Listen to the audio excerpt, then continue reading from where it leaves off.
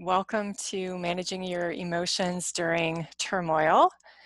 And I'm glad you all are able to make it. Happy Easter and happy Passover for all of you. I'm having to watch my participants too because of Zoom's new setup. I have to admit everybody one at a time. So I just have to kind of keep my eye on that while I'm talking here. So anyway, I'm glad you all are able to make it, and hopefully you know, you can join in for the recording afterwards too. I'm going to go ahead and start my PowerPoint here for tonight so we can get started and check in. Let's see, I think I need to share my screen first, so I will do that. Here we go. And then I will start our slideshow from there. It's gonna work for me. Okay, awesome. Welcome everybody. And we are going to go ahead and do a check-in. So I invite you to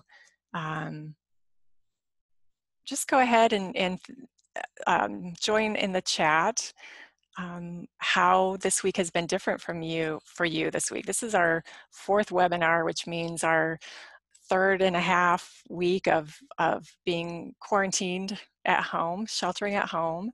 And we had a full moon, for whatever that is worth, and it's a holiday. Holidays that are historically very big deals and have been celebrated for a long time, which means they have a lot of energy around them too. So there's a lot in the air this week, and I've noticed it for myself. I've noticed it for other people as well. So if there's anybody who would like to share what you've been experiencing, that would be great. What's been different for you this week? I know for myself, I'm getting a little bit stir crazy. I am definitely ready for a change of scenery. I might actually end up doing my work from my office instead of home this week, even though I'll still be doing all my appointments online. And I would love to hear from you guys too.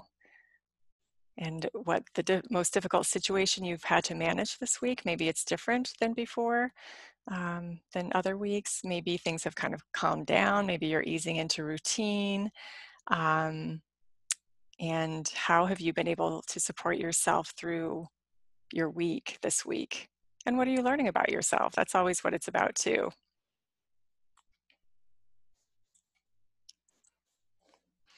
So I'm not sure if I can even see the chat from here. So let me see if I can. Oh, there we go. There it is. All right, everybody's quiet today. That's all right. Let me see if I can pull that up. Everybody is quiet, so you guys are just kind of going along about your business this week. That's great. So we're going to go ahead and continue. I've got a lot to cover tonight anyway, so if you have anything you'd like to share, feel free to type it in for moving forward. I hear you. I hear you, darling. I'm there with you. All right, so we're going to go ahead and get started on talking about how to manage emotions. And I love this part of what I'm doing, what I teach in classes, because, sorry, I was getting distracted by all the little technical things I have to keep track of. So I love talking about this because this is something we all have to learn how to do at some point in our awakening, right? In some point in our healing process, is to learn how to manage our emotions. And in order to do that, we need to understand ourselves as human beings, because we are interesting creatures, and bottom line, we all have, our brains work in the same ways. Our brains are designed to, all of our brains are designed to protect us. All of our brains are designed to manage difficulties to a certain extent, and we kind of work in the same way. So if we can understand how we work generally as human beings, then we can do something with that. We can manage the things that are coming up for us. So I want to talk to you about the triune nature of human beings. Okay, this is a lovely picture of the triune brain. And that just means that our brains are essentially made up of three parts. There's the survival state in the brainstem, and that is where our brains keep track of our safety. Am I safe? And if not, what kicks in? It's our fight or flight mode, and sometimes a freeze mode too. But mainly it's that fight or flight, either fight or run away. Okay, and that's always first. That will always get the most attention. If we are having a wonderful intellectual conversation with somebody and our brains suddenly fear for our lives, that will take over everything else, okay? Because our safety comes first according to our brains. And then our emotional brain is the next part of us. That's our limbic system. Another name for it is the limbic system. And on the graphic it says, am I loved? But it's really our attachment part of us. Is someone there for me? So you can say, am I loved? But it can also be, am I alone? And if we feel unloved or if we feel alone, then our emotional brains are going to kick in and have management over us. All right. And then the most recent part of our brains is the neocortex, which is our executive state. And this is our learning, our balance, our creativity, our understanding of ourselves in time and space as well. So these are the different parts of our brains, and we think that our brain works as a whole, but it really doesn't. These parts work fairly separately, and we're going to kind of go into that a little bit more here today, but we needed to understand that first. I'm going to let somebody in here. There we go. All right, so that is who we are. Now if I can click that. Okay, so the next thing I want to talk about is the cycle of a trigger. We mentioned before in an earlier week that triggers are our best friends. Triggers are the things that hit us and we react viscerally oftentimes to the situation or the person or the whatever was going on that is the outer part of that trigger. It triggers us and we go into this cycle, and I want to kind of talk to you about that. So the first thing, when we're really aware of what's happening on the inside of us, and we are all at kind of different places on that ability to be aware of what's going on inside of us and in these different parts of who we are as human beings. But the first thing that happens on a trigger is the body sensation. You know, we talk about, oh, I feel like I got kicked in the gut, or my heart broke, or you know, some of these other body related sensations that we get when we feel triggered negatively by something. So the body sensation is first, then we become aware of the emotion or the feeling around that. We don't say necessarily like, oh, my gut hurts, and identify that as an emotion. We feel that gut ache, and then we associate that already because we've learned about ourselves over time unconsciously. We've learned that, oh, that's associated with an emotion. Okay, so, oh, that hit me in my gut. It's like, oh, that hurt so badly. That hurt my feelings. It felt like a kick in the gut. Or, oh, that broke my heart. I felt so sad, or I felt so much empathy or compassion. So that's the next part of that cycle. And then come kind of a series of thoughts, but not from the rational mind. These are emotion-driven thoughts. So it's kind of the precursor to that. So then we start having a story around the trigger that just happened. Oh my gosh, I felt like I got kicked in the gut. I think I shared last week about my fourth grade teacher telling me, Lynn, you weren't worth 2 cents today, because I was talking a lot and I probably wasn't, but still it felt like a kick in the gut. And so then the story around that comes off like, oh my gosh, she doesn't like me. I thought she's my favorite teacher. I thought she loved me. I thought we had this like thing. It was her and I. We were in this together, and now she's telling me I'm not worth 2 cents. Who would say that? So that's the story, or the emotion-driven thoughts around the feeling. Okay. So then once that kind of settles through, then we can come up into the rational mind and have a different perspective on what's happening. We can have a different perspective on um, what we're thinking about. I can step back and say, okay, well, she was actually right. I had been talking, didn't realize how much I'd been talking with my classmates, but I had been talking.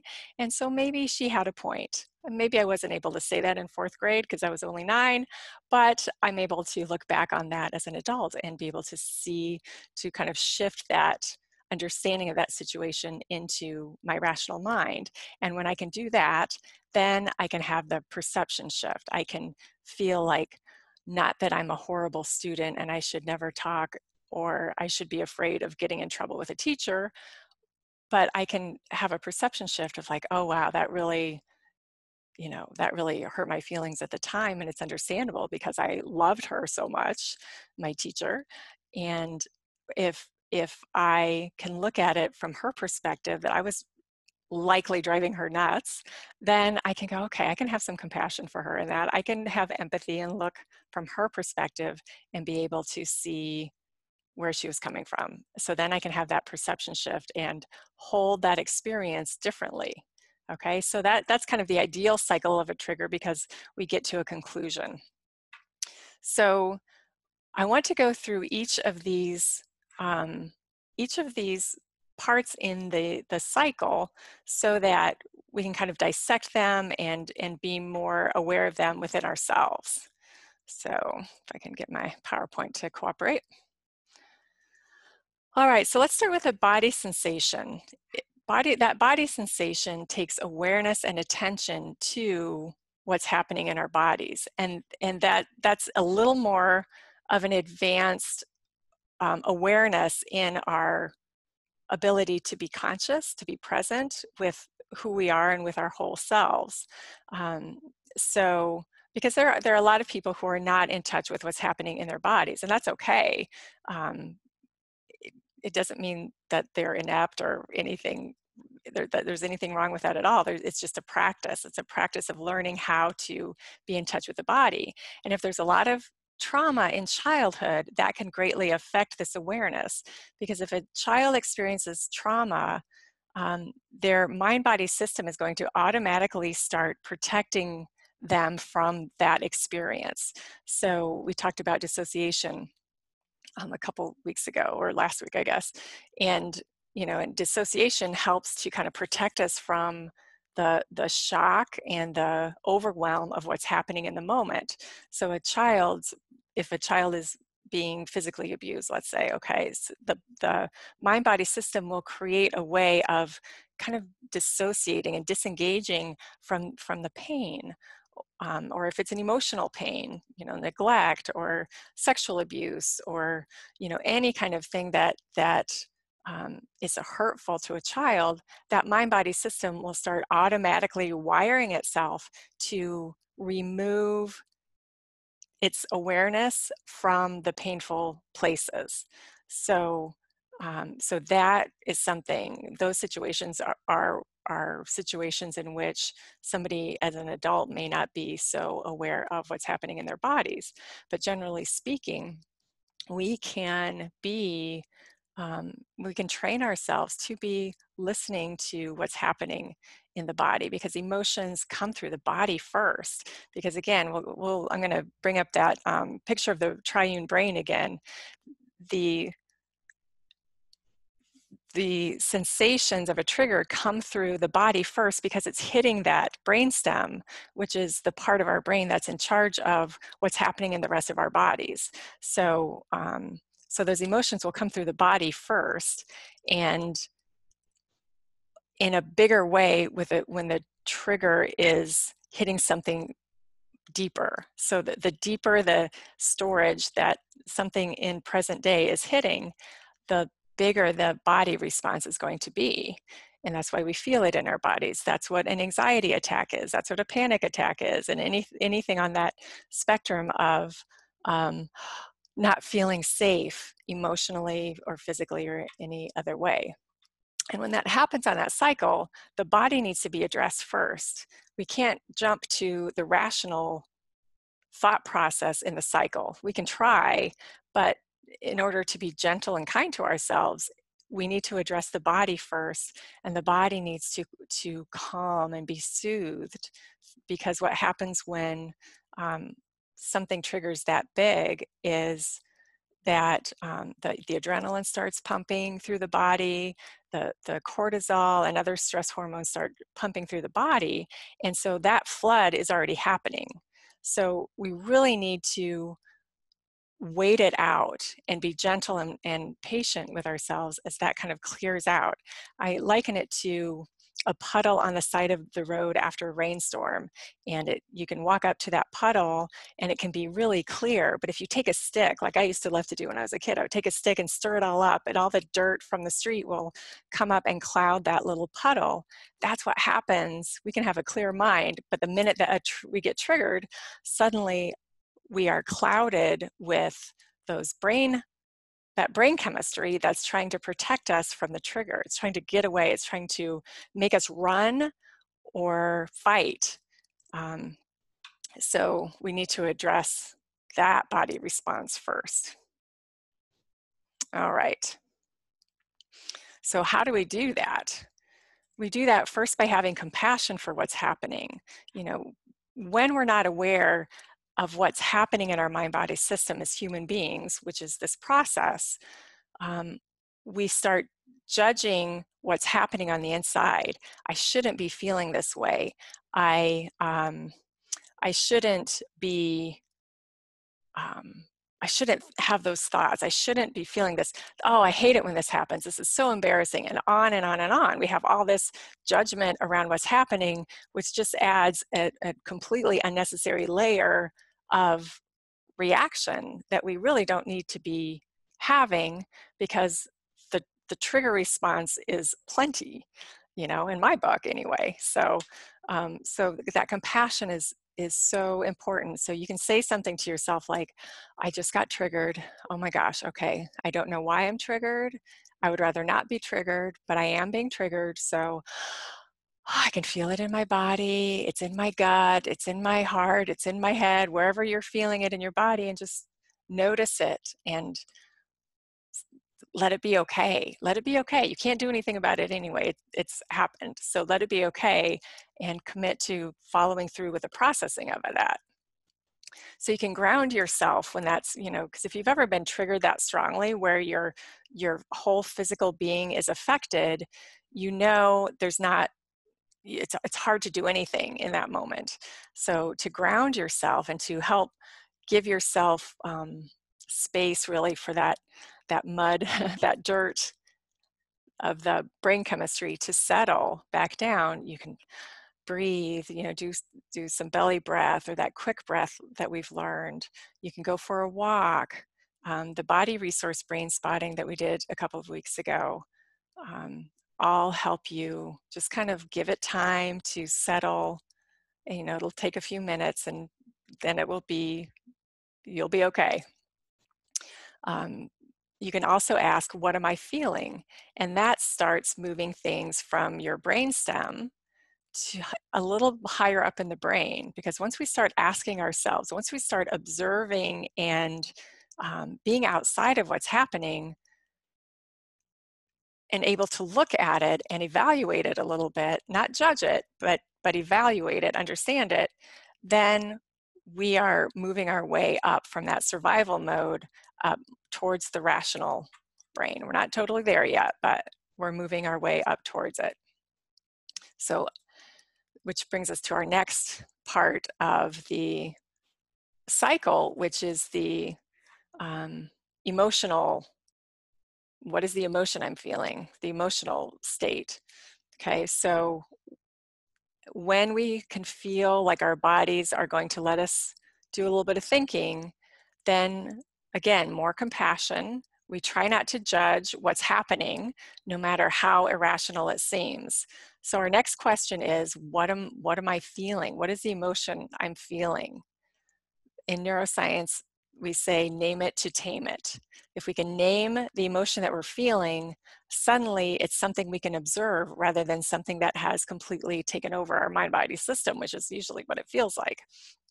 So if we can name, oh my gosh, I feel like I just got kicked in the gut, which isn't an emotional name per se, but it's at least describing the emotion.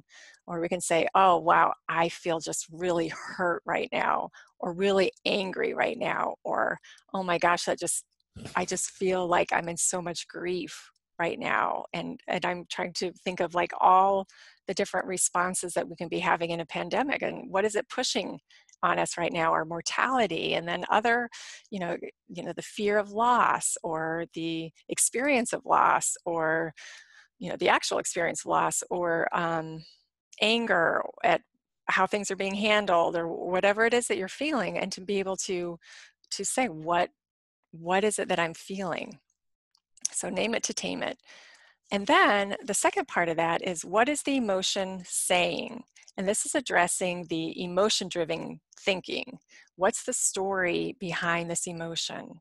And this, to help you with this, journaling is awesome, because you can just take that emotion and give it a voice. Write down what it's saying. I'm feeling so hurt right now. I didn't think my teacher would ever say anything. I'm a good student. I'm a good person.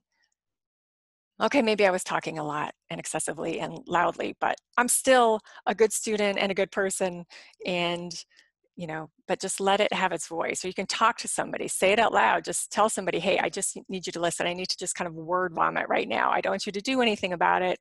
Or maybe you do. Maybe there's somebody you trust who has something good to say, but, you know, I bet we all only have just a few friends who are good at that. But, what is the story that we have to say out loud? We can share that with somebody. You can say it out loud to yourself. If you're sequestered at home with other people right now, you can go outside or go into your car and close the door and just say it out loud so you can process it. Journaling is awesome because talking about it is one thing. I'm a therapist, so I'm all about talking about what's going on with you. But journaling helps you to, it does a lot of things. It gives you some physical relief. And I always recommend pen and paper, old-fashioned pen and paper, instead of doing it on your phone. But some people do it just fine on their phone. I'm not fast at that, so it drives me crazy. But that act of thumbing into your phone what you're feeling, or writing it out on pen and paper what you're feeling, is a physical release of some of that energy that's been drawn up in you when you got triggered. So it's a physical release.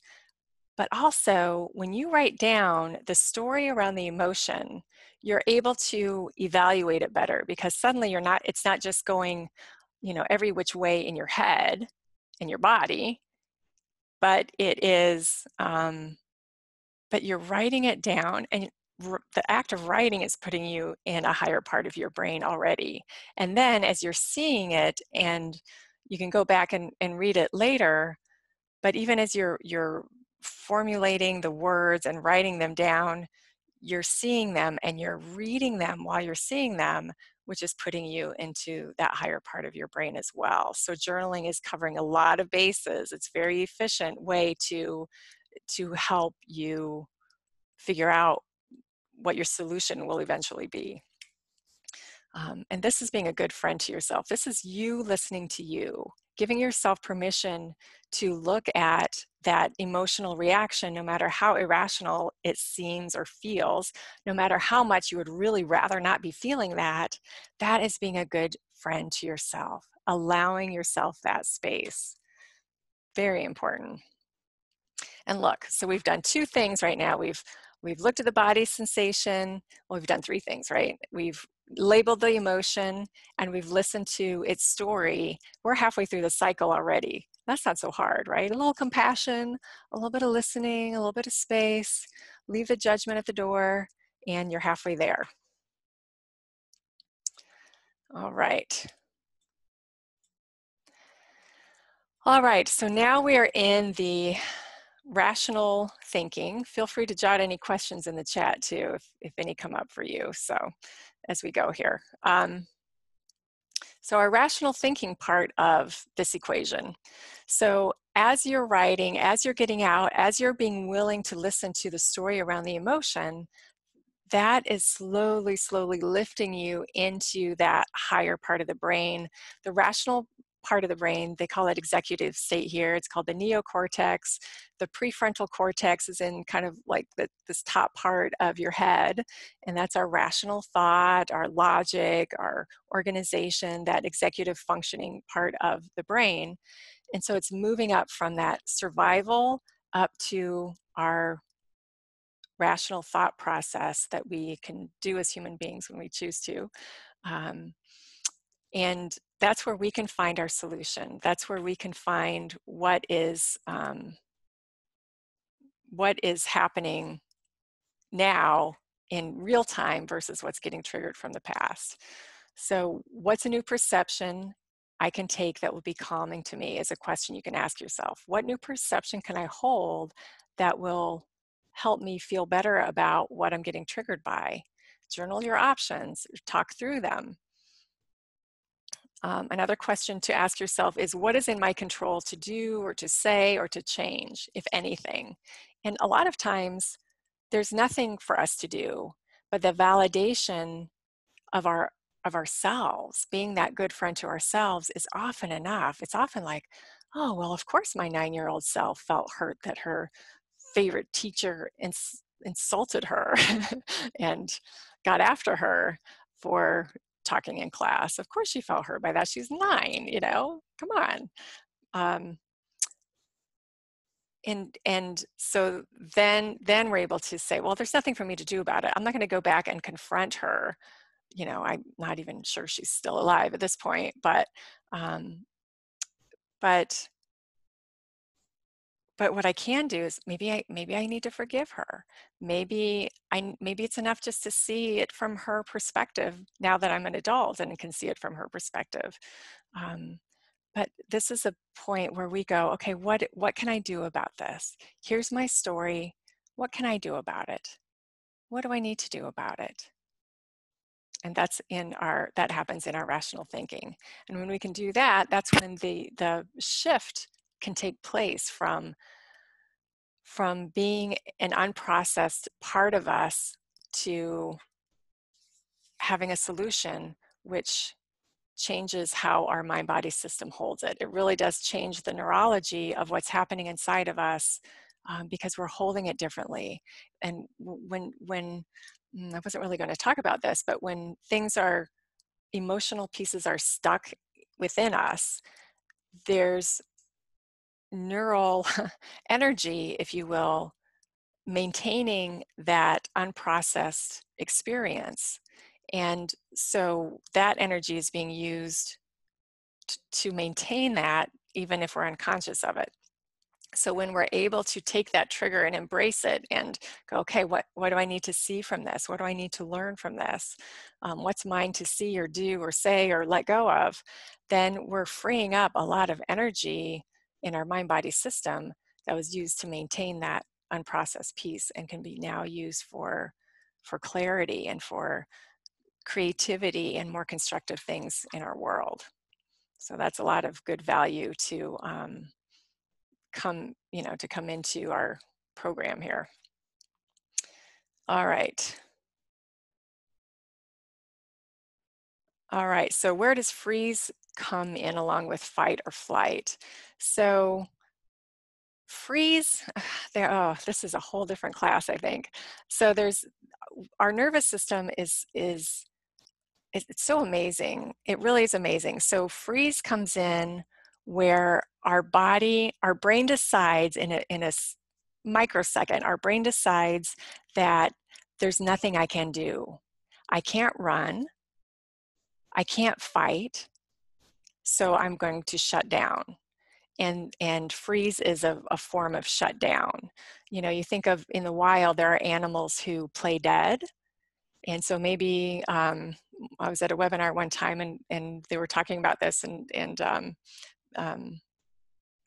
Peter Levine showed us a picture of some kind of wild animal, like a wild cat, holding a rodent of some kind, and the rodent looked dead to us, looked totally dead. But he said that rodent is not dead, it's shut down. Its system has shut down because it couldn't fight against this wild cat. It couldn't run fast enough away from it because it got caught. So it just went limp. The whole body system shut down. And so freeze is kind of like the more functional end of shutdown. Okay, so anxiety, if you want to give a little bit more information on that, probably way too much information, but it entertains me, so I will share it. So anxiety is on the fight and flight part of our nervous system, okay? And depression is on the freeze part. It's on that shutdown part.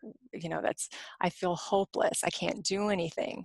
So when we're in kind of that depressive state, if we can do something that makes us active, we're going to pull ourselves up from that shutdown mode into more of the active adrenaline mode to help balance that out. And if we're so anxious, we're working on kind of balancing that out, right? And kind of slowing things down. So the more, it's so beautiful because the more conscious of these things we are, the more control we have over our state of mind at any given moment. So anyway, that was way off the topic, but exciting all the same. So, okay. All right. Let's see if there's other questions. Helpful information, good. Yes, you are very welcome.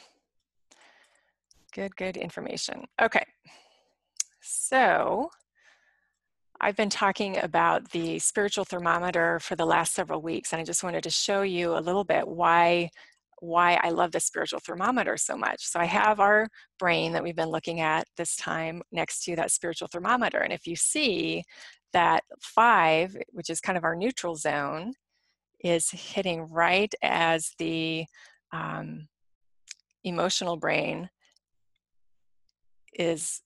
ends and the neocortex or the rational mind begins. And so when we are below a 5 on the spiritual thermometer, we are either in our limbic brain or our survival brain, reptilian brain. But that's survival mode. So whenever we are in that state of mind where we are below a 5, that's where we are in our brain, and we don't want to make decisions. We want to just be gentle with ourselves, have compassion, listen to ourselves, even if we can't in the moment, even if, you know, our brains are going, so the thinking, those emotionally driven thoughts or the survival driven thoughts are so going so quickly that we can't really think of anything else. We just let it pass. We just listen to it, chatter, chatter, chatter, chatter, and it will pass. This will pass. This will pass. And if there's a tiny part of you that can hold on to the fact that this will pass, then this chatter isn't going to bother you. It's when we try to jump in and stop the chatter that we end up tumbling around with it and making it not any better. So we want to just go, okay, this is happening. I'm okay. It's okay. It's okay. I'm not going to do anything right now. I'm not going to make any decisions. Maybe I'll go for a walk if I think that will help. Maybe I'll go for a run. Maybe I need a run instead to calm all of this down, you know, whatever. But I'm just going to let myself have this time. Then when that has subsided, then we can move up that spiritual thermometer, move up into that higher part of the brain. All right. Just looking at questions here. I noticed that where traditional therapy didn't help me very much with freeze is my go-to, brain spotting does. Brain spotting is so awesome. Great. May have been off topic. Oh, good. I'm glad. I'm glad that was helpful. There's so much. There's so much. It's so exciting. And you know, the exciting part for me is not just the brain stuff and how that mixes into the spiritual part of it, but it's the fact that when we know these things, that is so empowering. We have so much more options, so many more options for what we can do to take care of ourselves in that moment. It also makes us more responsible for actually doing that, right? Which is the practice. So we get to practice that. All right. So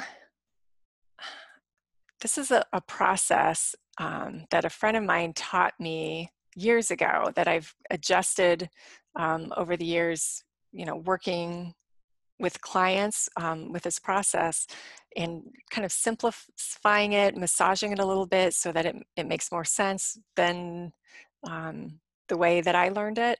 But it's just 3 questions. If we can remember these 3 questions, we are good to go. And this is once the body has calmed enough to allow us to ask questions. What am I feeling? What am I feeling? What is the emotion? Number 2, what is the story this emotion is telling me? And it used to be, in the old version, it was, what's the false belief I'm holding that's causing this emotion? And I had more than one person say, I'm so busy trying to figure out what the false belief is because it all feels so true. And that's exactly the way our brains are set up. Our brains are set up to, if we feel fear, our brain is designed to believe that over anything. And we can see that in our world today. I'm not going to make too many comments about that, but we can see how fear drives somebody's rational mind no matter what other information is out there. And that's where that's coming from. If we can all have a little more compassion for that, that might help. But so I changed it from false belief to just story, because a story can have some things that are true and some things are not. It was true that my 4th grade teacher told me it wasn't worth 2 cents that day. That is absolutely true. There's no false belief in there. But the story that evolved around that is, oh, I need to work harder to please my teachers. I'm not doing a very good job with my people pleaser part of myself, so I need to get in line. That's the story. Is that a functional decision from that?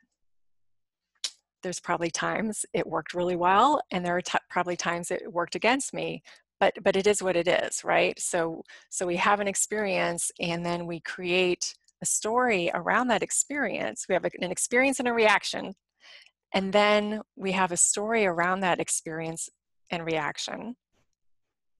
And that story has some truth in it, and it has some false beliefs in it. But it's all part of the reaction. It's all part of the trigger coming up. So it's hard, and I think that was a very valid perception too, that it's hard to pick out what's the false belief from that when it all feels true. So let's just listen to the story for a little bit. Okay, here's the story.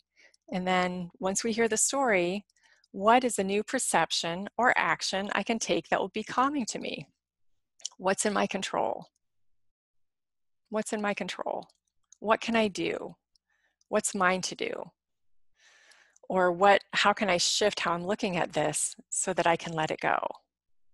So these 3 questions, simple, 1, 2, 3. What am I feeling? What's the story? What's the new perception that will calm me? And voila, that is it. All right. So meditation is the calisthenics for emotional management. And what I mean by that is, you know, even taking just 5 minutes every day to sit with yourself with no distractions. Maybe you have some music, maybe you got a candle lit, that's fine. But sit with yourself. In meditation, you will inevitably become aware of what's going on in your body, the comfort that you're feeling, or more likely the discomfort, more often anyway, the discomfort that you're feeling.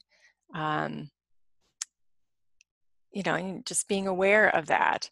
You become aware of your thoughts in your mind and the emotions that are coming up, and this is boring, I can't do this, you know, all of those things that just kind of come and go. And meditation is the practice of tolerating the mind and body stimulus, just being with yourself without judgment. Mindfulness is the practice of being in the moment and aware without judgment.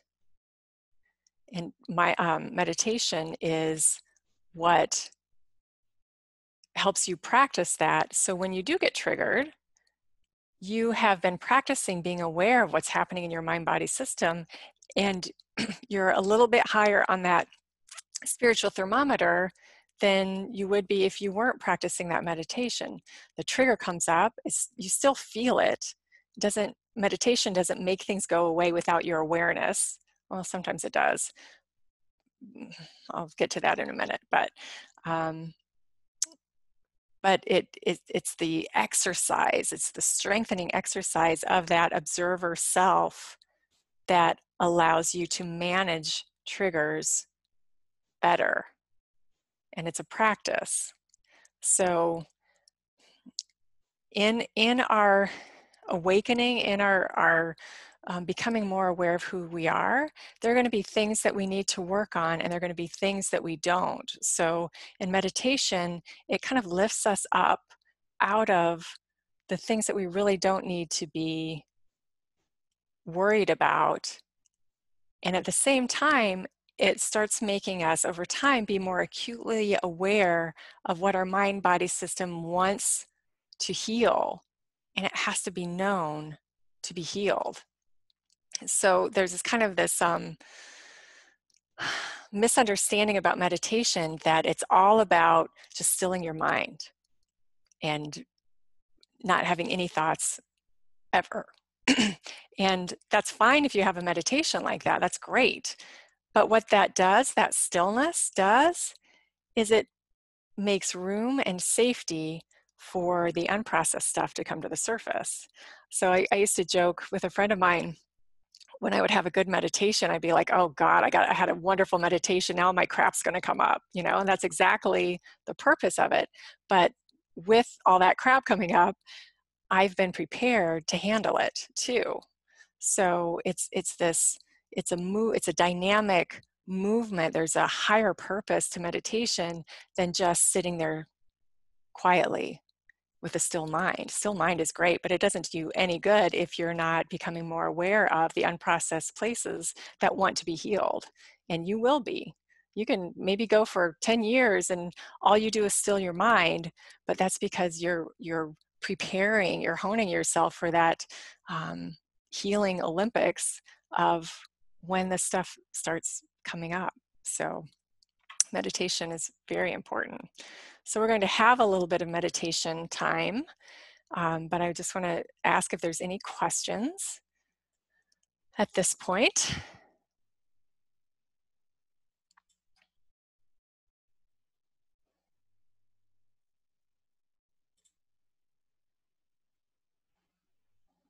All right, you guys are on board. That is great.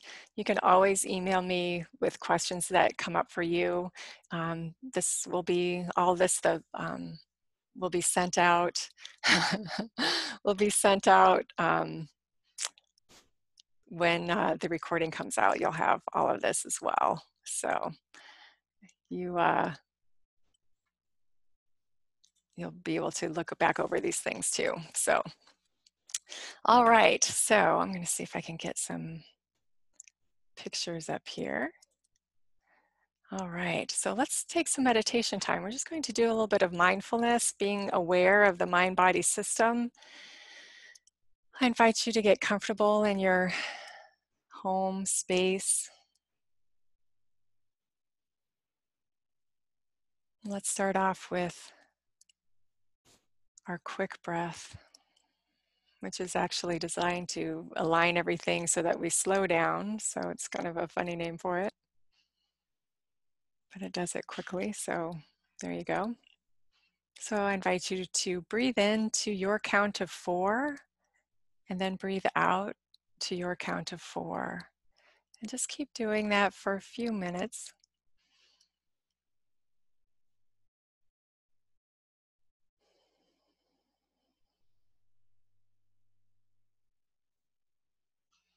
Until you find your own breathing rhythm.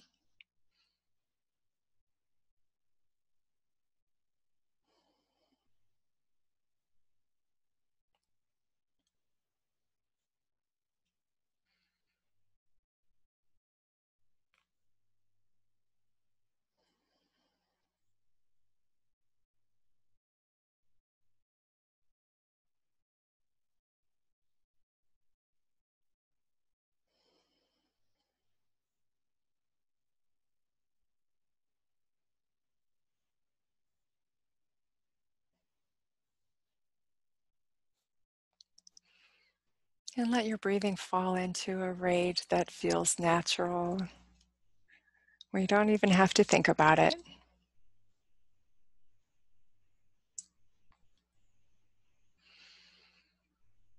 Then become aware of your body. Just notice your body in the chair and do an inner scan, starting at your toes and feet, ankles, your calves and knees, upper legs and thighs, your hips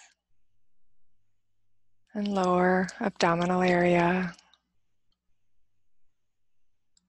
your middle torso, your chest and upper back, shoulder blades, shoulders, down through your arms, elbows, forearms, hands, and fingers, up through your neck, head, to the very top. Notice where there might be any tension being held in your body.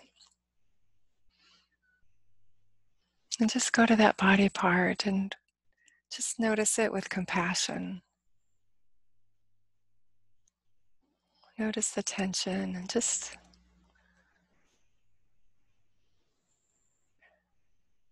give it your notice.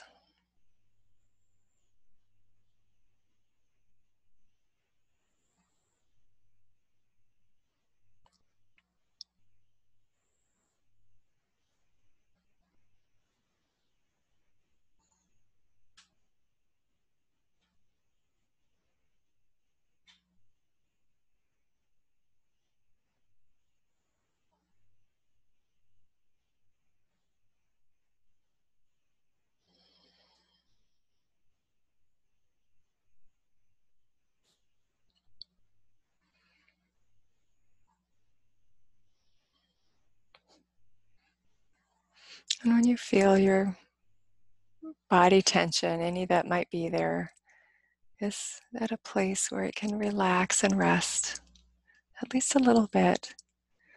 Let your awareness turn to your mind.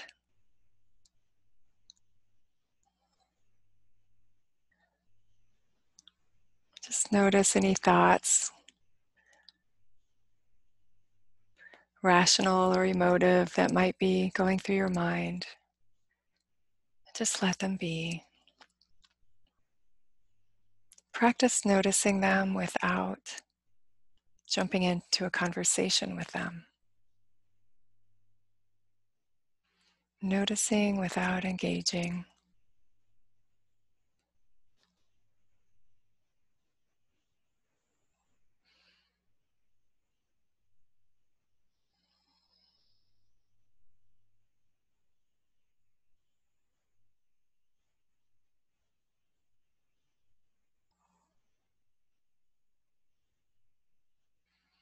Give your mind something to come back to that is grounding, like your breath. Noticing your breath if your mind starts wandering.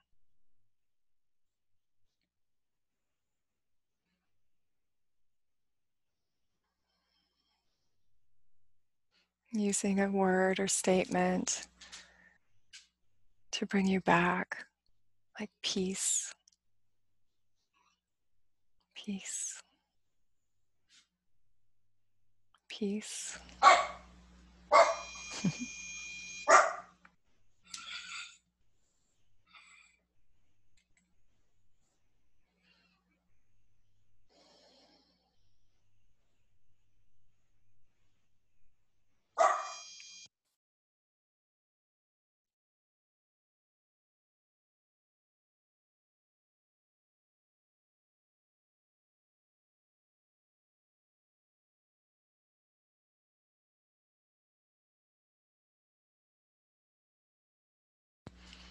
And remember to have compassion for your mind. It's been trained to watch out for everything. It's been trained to be the boss. And in meditation, we're retraining the mind-body system so that your consciousness is the boss, your awareness, your presence is the boss. And that takes time and practice. So just be gentle.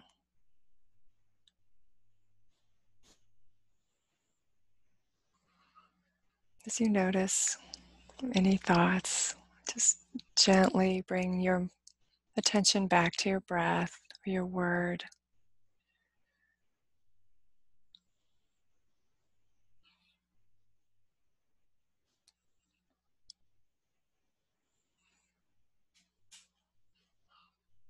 And notice any reactions to this practice you might have, because those reactions are usually what make people stop wanting to meditate. Reactions like, oh, this is boring, or I'm not doing it right,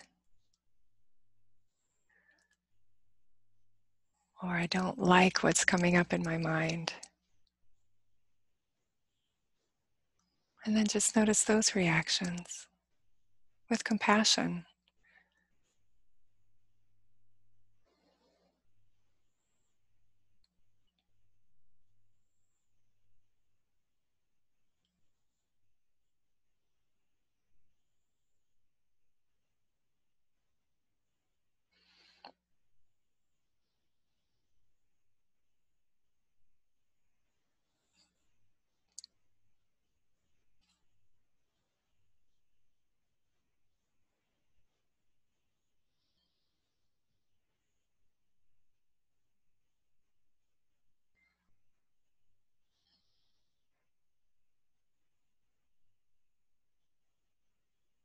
Just notice.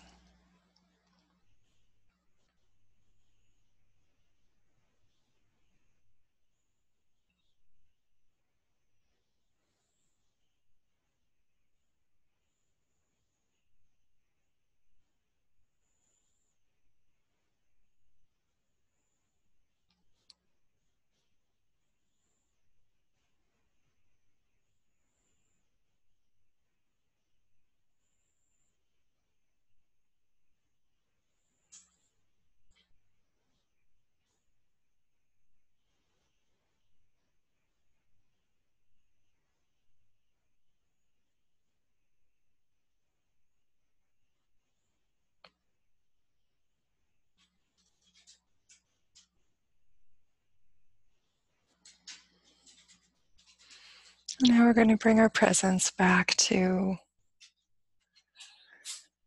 our rooms, our chairs, the space around us, in our homes.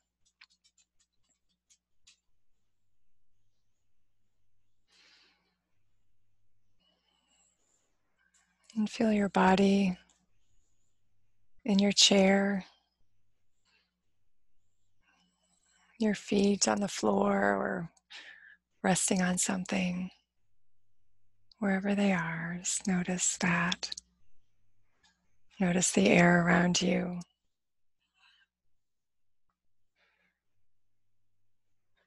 And take a deep breath to let your mind-body system know that you're transitioning into a different mind space.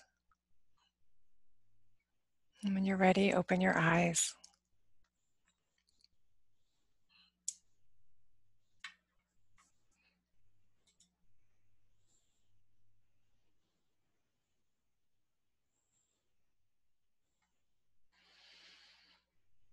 I want to thank everybody for being here tonight. It's so great to gather, and it's fun to be sharing information. It's been a long time since I've been able to do that, so that's always fun for me too. So anyway, lots of love and peace and joy and health to everyone as we continue kind of this unknown space that we're in right now, not knowing when all this is going to be over, but we just keep doing our part, washing our hands and maintaining our above a 5 state of mind as best as possible. So anyway, have a wonderful week. Please feel free to email any questions or anything you want to hear more about. As long as it's in my realm of knowledge, I'll be happy to expand on things. And thank you all for being here tonight. Thanks. Good night.